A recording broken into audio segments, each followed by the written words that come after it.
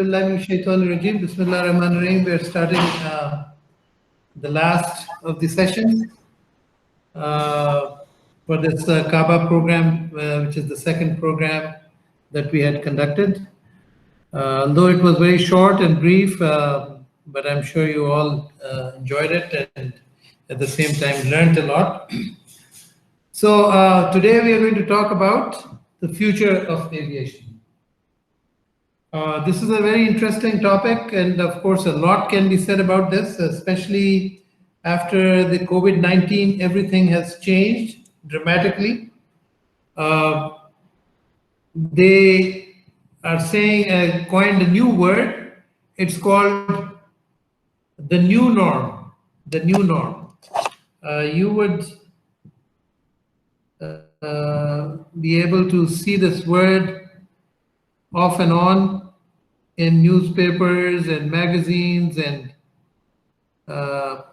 other areas. What this new norm means is essentially something that aviation industry is going to adopt as a normal thing that is going to be there in the times to come. So whatever is normal is not going to be normal, but it is going to be based on various effects of COVID-19, and that is what is new norm. Anyway, this was just a very brief preamble, if you want to say. So, welcome to the future. Listen to this quote. Very interesting confession.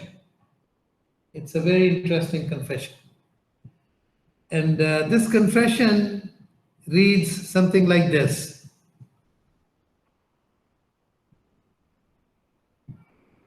I confess that in 1901,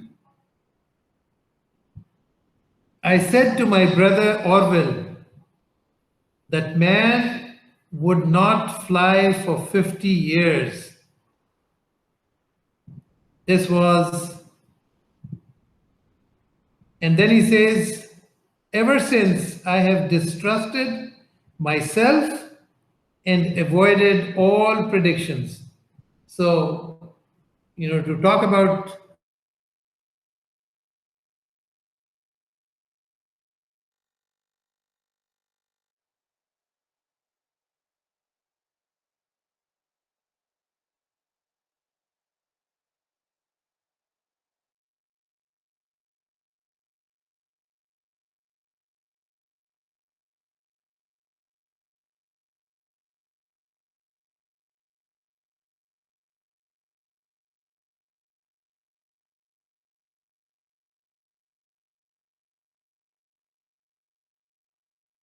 thought we may not be able to achieve.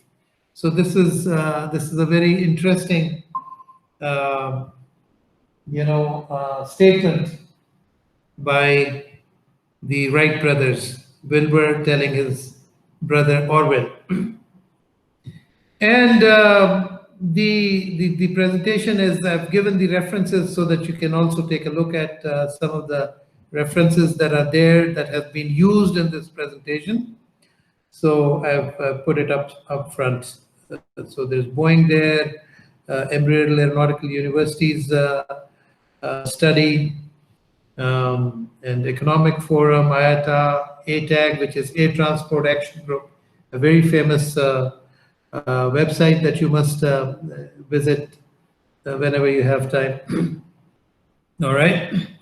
So with that, what are we going to study today, or what are we going to learn today, is going to be as follows.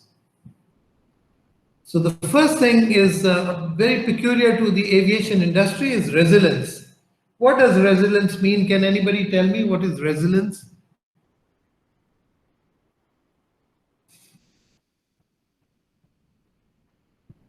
Mariam, you want to try? What does it mean? So how tough someone is and gets back to normal. Say again. So how tough someone is and gets back to normal after coming out of a situation.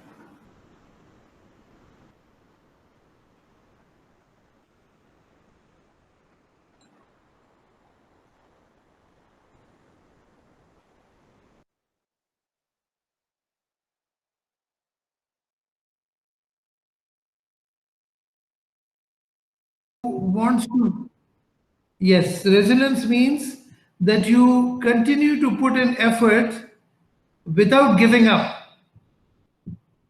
right? And aviation is considered as a very resilient industry. 9/11, SARS, economic downturn, and the aviation has gone down and then picked up again very fast. And also, in when COVID-19 started, as you all of you must have heard, and people saying this, that aviation is not going to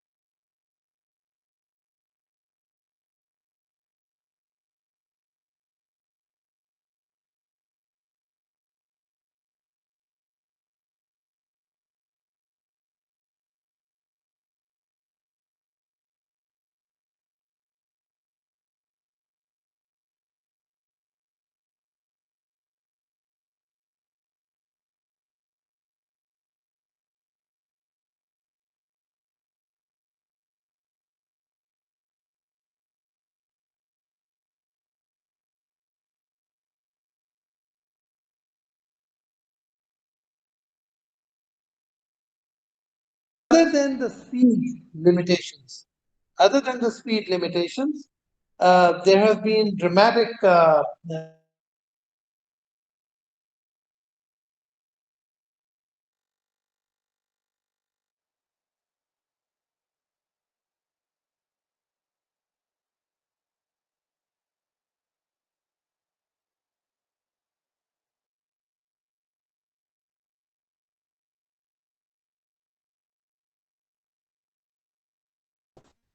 what you have seen and what your capabilities are. So this is something that we're going to touch upon. We did talk about next gen. Next gen is an air traffic management, very interesting and dramatic change in the aviation industry, both in terms of efficiency.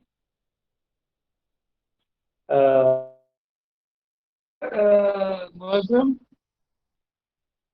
we did talk about it. I wonder ji if sir you are you aware of it? Hello sir मुझे तो presentation भी show नहीं हो रही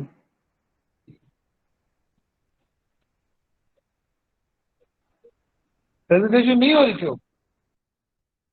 नहीं participant भी okay, सिर्फ मरियम एक ही आपको आ रही है प्रेजेंटेशन शो हो रही है?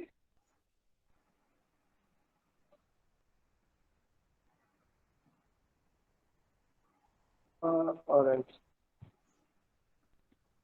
Okay. So there was an internet connection problem. Good that I was logging in again. Hmm. Okay, give me another few seconds. I'm logging in again. I do not know why.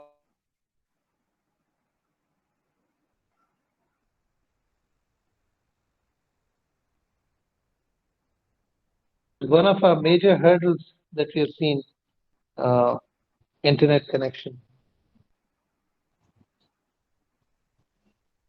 Hmm. All right. Okay. Tell me when you see the screen.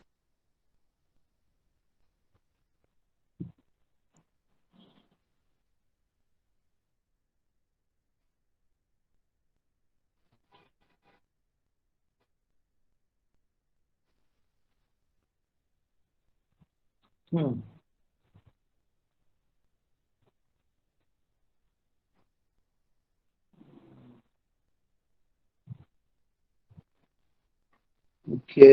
join the meeting now. Continue. Very strange phenomena, but it goes off without giving you any warning. That's the worst thing. All right, I should be logging in any moment now. Right. Tell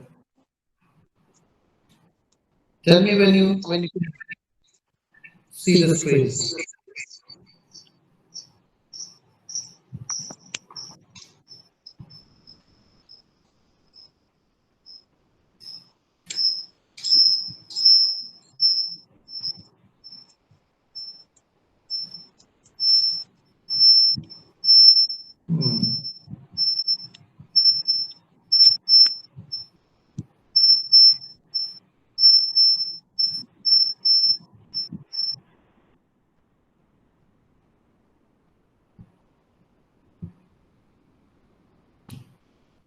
Can you see the screen? No, sir. No, sir. Negative sir नहीं आ रही screen में. Okay, मैं फिर से present करता हूँ. Yes. Okay, I am presenting it again, logging off and logging in again. You should be able to see it now for sure. Can you see the screen now? Yes, sir. Okay, good. Yes, sir. Good. Great. So we were talking about next gen ATM systems. Anybody remembers what is next gen?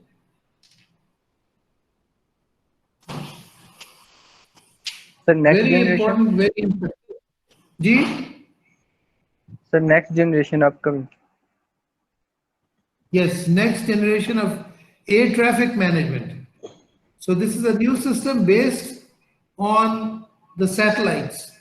And today, all the navigation and air traffic management system works on ground-based systems.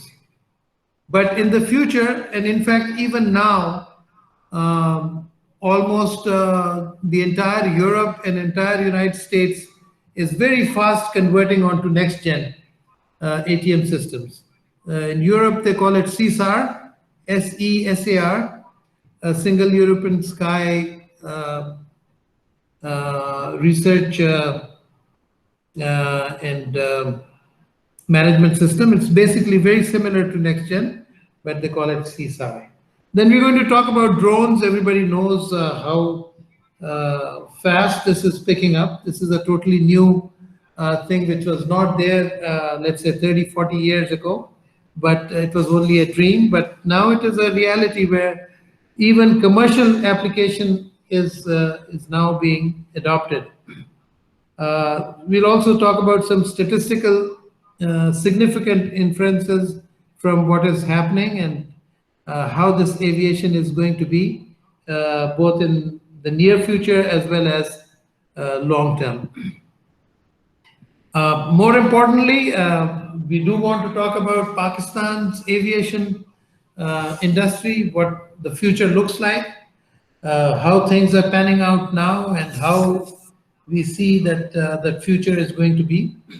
And then finally, of course, Q&A, but you can ask me questions, you can interrupt, and we can discuss anything that is not clear. So let me first give you the thing about the resilience that I explained to you. Resilience basically means your aviation's ability to continue to grow. As you can see over here, there was an Iran war, and then before that there was oil crisis, and then Gulf crisis in the early 90s, when the Gulf War and Iraq and invasion by United States and NATO forces, aviation went down, but then it picked up again. It picked up again. It continued to go up again. Similarly, we had the Asian crisis. You have 9/11. There was a dip, and then again it picks up. And then there was a world recession. Late 2008, 2009 time frame, and again it picked up. So this and continues to go up. This is something which is very, very peculiar to aviation. And based on this, my own thinking is that even in COVID-19, although there has been a very serious drop, and that it has never dropped so much, but again it has picked up faster than most people anticipated. Many people thought that it's not going to take off in the near future, but now you can see many airlines are flying. Freight which was slowed down, has picked up at a much faster rate than people anticipated. Another very important thing that is happening and that is being predicted is called market liberalization. Market liberalization. Can anybody tell me what is market liberalization? Try it. Adil, try it. Means they allow the market to be liberal, to make their own decisions and pricing and policies. Okay, good. What else?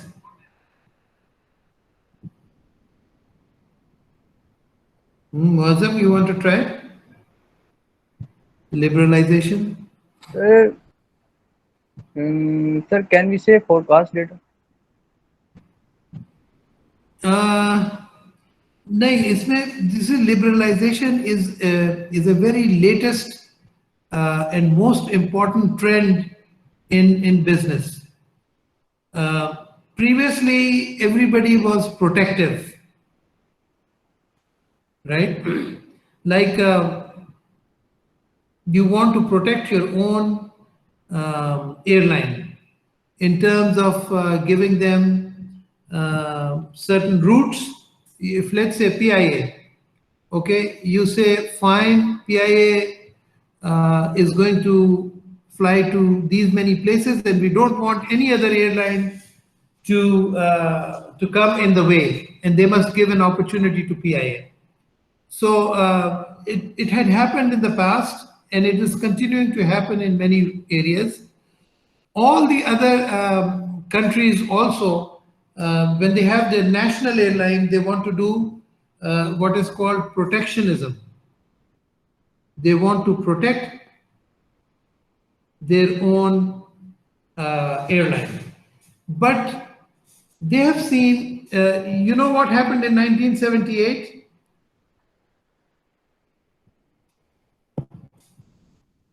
Any idea what happened in 1978? No idea, sir. 1978 is a major. Sorry. Means आप ये बात कर रहे हैं ना protection. So it is like internationally or locally protecting their own airlines. Means like you're promoting their own. Every nation protects its own airline, protects its own national airline. Okay. So now they have compared this with liberalization. They say that if you make it liberal and make the competition more, your airline will be more efficient and the people will also benefit. And overall, the economy of the country will go up. That is the effect of liberalization. But what happened in 1978? 1978, before 1978, every airline of all the countries, they had a national carrier. Like PIA had, Pakistan's national carrier. You had Air India, you have, American Airlines and Pan Am before that. And many other airlines of the world, they were all, because the airline business, when it started off, it was a business which required a lot of money, and it required a lot of effort and also support from the government. So instead of giving it to the normal business people to come and they kept it for themselves. The governments managed. They said this is a flag carrier. This is going to reflect our nation. So then what happened was, because of that protectionist approach, protecting their own airline, the business did not really grow as fast as it should. So what happened? Because more businesses did not come in, the aviation industry started flattening out its curve. It did not grow as people thought it would grow. So they said, okay, what is the problem? The problem they found was protectionism, because the market forces were not allowed to play in the overall business. So when market forces were not allowed to play, then they said, okay, let's make it open for everybody, and that is what is called deregulation. Everything was regulated. Regulated means they were under control. All the policies were there. You are going to charge this much for the price of the ticket. You're going to go from this place to that place at that time. All those regulations were there, and they said, let's remove the regulations and let airlines and people decide. Let the market decide what they want to do. Okay? And this is called deregulation. This deregulation is what United States took this major step in 1978, and they said, let's all the airlines come in who want to come in, and let them decide what price they want to keep. If they keep a high price, people will not fly.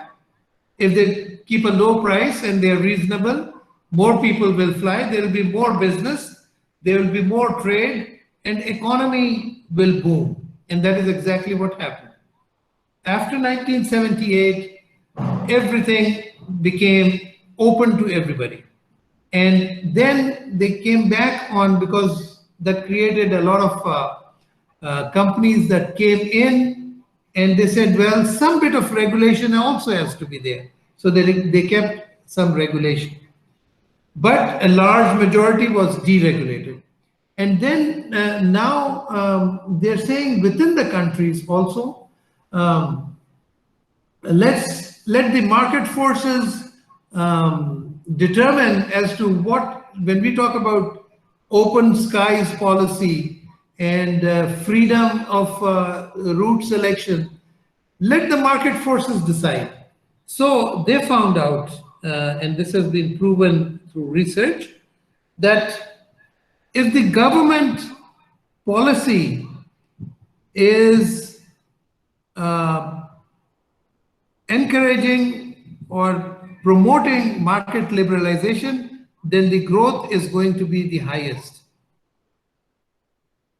And wherever there is, globalization in the reverse order, that means they're protecting their airlines, they're not letting other airlines come in, then, monopolistic problems will start, efficiency will go down, and ultimately the airlines will show a very low growth.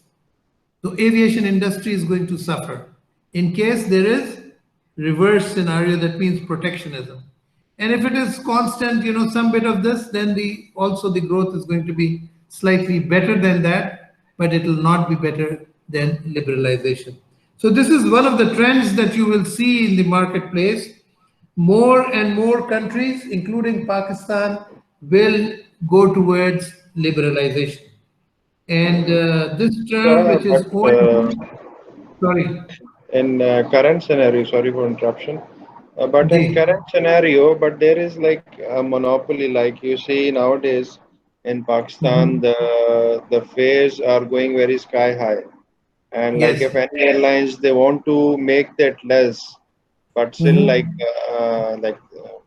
I spoke with some of the airline representative in Muscat when they were deciding the fares, because for Muscat there were around three airlines they were operating for Pakistan: Shaheen, PIA, and Oman Air. Yeah. But when Shaheen tried to reduce it, so Uh-huh. Oman Air and PIA they approached them and they told them like, why are you reducing the fare? You just keep in, if you want to do a competition, do a Yeah. competition, not that much, but give some incentive in that basis. So in that case, now there is a monopoly always. In the current scenario, they are not Yeah. doing the liberalization. Hmm. You will find absolutely good point. The thing is that there is resistance to liberalization, and also um, the entire aviation industry is oligopolistic. Oligopolistic means there are only few players, and if the few players they amongst themselves, if they decide, let's keep this price and so on, then you will see that the customers are going to suffer, like they're going to jack up the price. This is called basically price fixing. So that is something that is not only illegal but also harmful for the industry. So there's an organization called the Competition Commission of Pakistan. That is Competition Commission of Pakistan, CCP. And in America and other parts of the world, there's an organization called Antitrust Organization.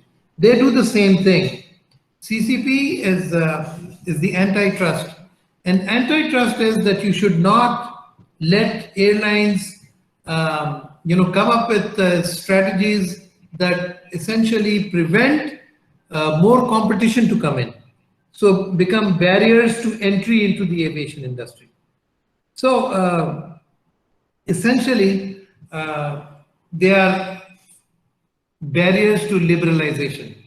So ultimately, you will see that although this trend is relatively new, and governments also at the higher, they do not really understand the effect of liberalization.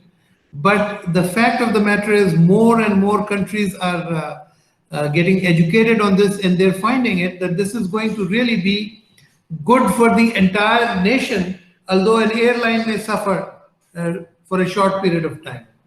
But its efficiency is going to increase, and more competition would make it better for the end users, the customers, the passengers.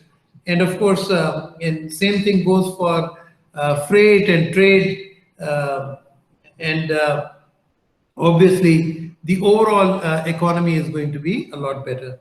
So you know what is OND basis?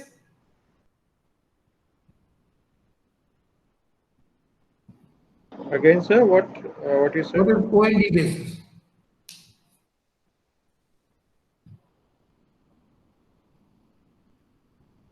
Any idea?